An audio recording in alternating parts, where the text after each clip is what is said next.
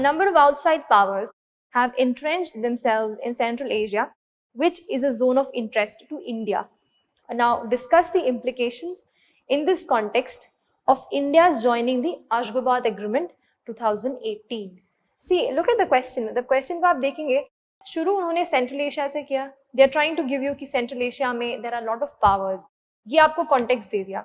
पर क्वेश्चन वो नहीं है. क्वेश्चन ये है कि इस कॉन्टेक्स्ट में अगर इंडिया अशगाबाद एग्रीमेंट 2018 में जो उन्होंने ज्वाइन किया है, उसका इम्प्लीकेशन क्या पड़ने वाला है, क्या उसका इम्पैक्ट पड़ेगा, that is the question. And generally कभी भी अगर इम्प्लीकेशन का सवाल आता है, so it's way better to give a multi dimensional impact. मतलब क्योंकि हर कोई भी एक्शन होता है, it has a multi dimensional impact of its own. Lot of areas will be impacted.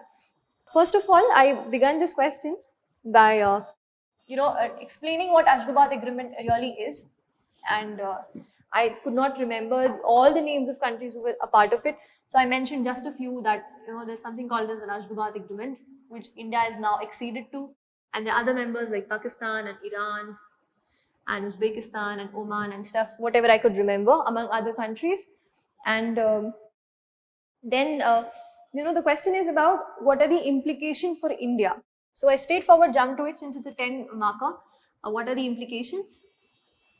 So a lot of implications joining the Ashgabat agreement. Since it's a connectivity agreement, we'll be able to connect with the Central Asia.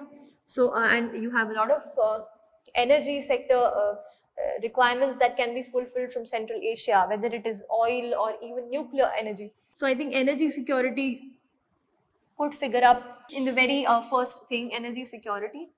You could say that we can deepen our energy security with the Central Asian countries because of this.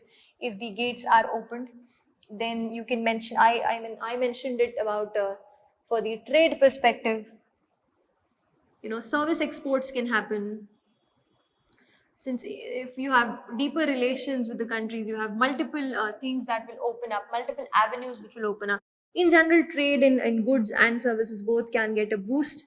Other implications with regard to political implication also you can mention.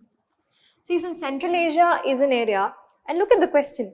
Question had mentioned very clearly, a number of outside powers have entrenched themselves. What does this mean? That powers who don't belong to Central Asia or around have entrenched themselves. So, what came to my mind was United States and China is very close, but still China is trying to play a big role there. For example, the CPEC. CPEC is just brings China close to the mouth of Pakistan.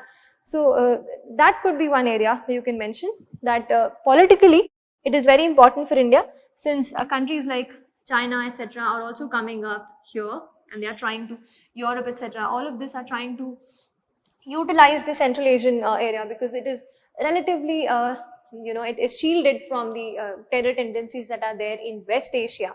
So Central Asia has that kind of a little peaceful atmosphere. So politically, it is important for India to play a role there. That came to my mind, and I just concluded suitably that it will be very important. I also mentioned the INSTC, the International North-South Transport Corridor.